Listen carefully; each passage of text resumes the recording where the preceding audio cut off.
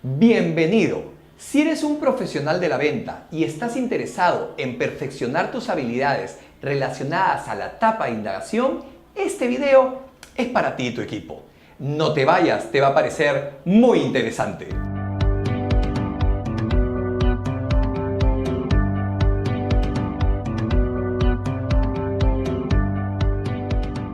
Pedro, la primera etapa de la venta es la indagación. En realidad, la primera etapa del proceso de venta es abordaje primera impresión, que por cierto ya hemos hecho un video al respecto y lo hemos colgado en nuestro canal de YouTube.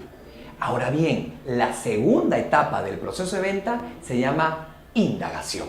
Entonces, ¿qué es la indagación en un proceso de venta? Es un conjunto de preguntas abiertas y cerradas que debe realizar el responsable de venta a un cliente con la intención de obtener información que le ayude a gestionar ese proceso de venta. ¿Por qué es beneficioso indagar? Te comento dos razones. Primero, porque te permite redireccionar tu speech. Es decir, tú haces una pregunta de indagación y en función de lo que el cliente te responde, tú vas a poder redireccionar tu speech. Uno tiene un conjunto de características, ventajas y beneficios de los productos. Y uno no debe repetir los mismos elementos para todos los clientes. Eso sería un error. Lo correcto es indagar con la intención de verificar de esas características, ventajas y beneficios, cuál debes usar para ese momento con ese cliente. Esa es la primera razón. La segunda razón que sustenta por qué indagar es justamente un tema de conexión con el cliente. Cuando tú haces preguntas a un cliente, el cliente se siente escuchado. La gente le gusta ser escuchada. Y cuando un cliente siente que tú te estás preocupando por él, pues baja sus barreras en ese proceso de venta. Aumenta las probabilidades de escucharte con más atención. Por lo tanto, genera más satisfacción y un ticket promedio más alto. ¿A qué te refieres con preguntas abiertas y cerradas? Comencemos con las preguntas cerradas. Son preguntas estructuradas que tienen opciones, o mejor dicho, que generan en el cliente que te responda con opciones. Por ejemplo, tú le dices a un cliente, señora Castro, ¿usted también utiliza el producto ABC? Probablemente que te va a responder el cliente un sí, un no, un a veces. En cambio, las preguntas abiertas son diferentes, son preguntas mucho más libres. Van a generar en el cliente que se explaye mucho más en su respuesta.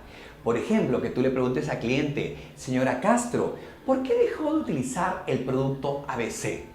Probabilísticamente, en esa segunda pregunta, el cliente se va a explayar mucho más en su explicación. Esa es la diferencia entre preguntas abiertas y preguntas cerradas. ¿Cuál es mejor? En realidad, ambas. Depende de las circunstancias. A veces tú quieres hacer preguntas al cliente con la intención que el cliente se explaye, preguntas abiertas. A veces tú quieres hacer preguntas al cliente con la intención que te responda de forma puntual, preguntas cerradas. A veces en el diálogo con el cliente, con un cliente silencioso, tú necesitas que él hable, que se exprese más. Probablemente podrías comenzar con algunas preguntas cerradas para que se vaya soltando el cliente y luego incorporas una pregunta abierta para que ahora sí termine de explayarse. En conclusión, no es que una sea mejor que la otra, depende del contexto. ¿Qué objetivos deben buscar las preguntas de indagación? Muy bien, dejemos tipos de preguntas abiertas y cerradas y pasemos a objetivos de las preguntas. Te podría decir dos grandes objetivos. Tenemos objetivos técnicos y tenemos objetivos emocionales.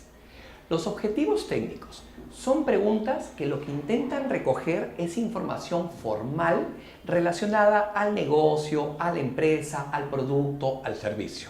Por ejemplo, que tú le digas a un cliente, señora Castro, ¿cada qué tiempo usted compra el producto ABC? Esa pregunta tiene un objetivo técnico porque lo que intenta buscar es la información relacionada a frecuencia de compra del cliente.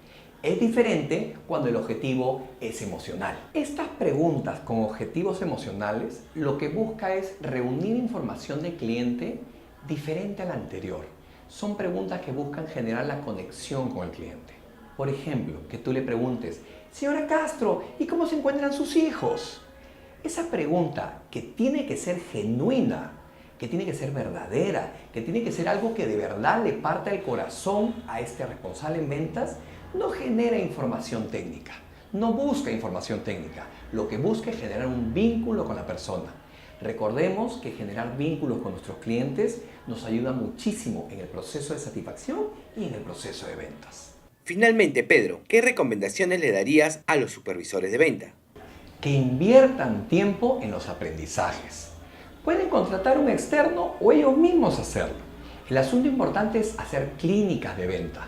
Clínicas de venta, en este caso dirigidas específicamente a indagación. Uno se da con sorpresas.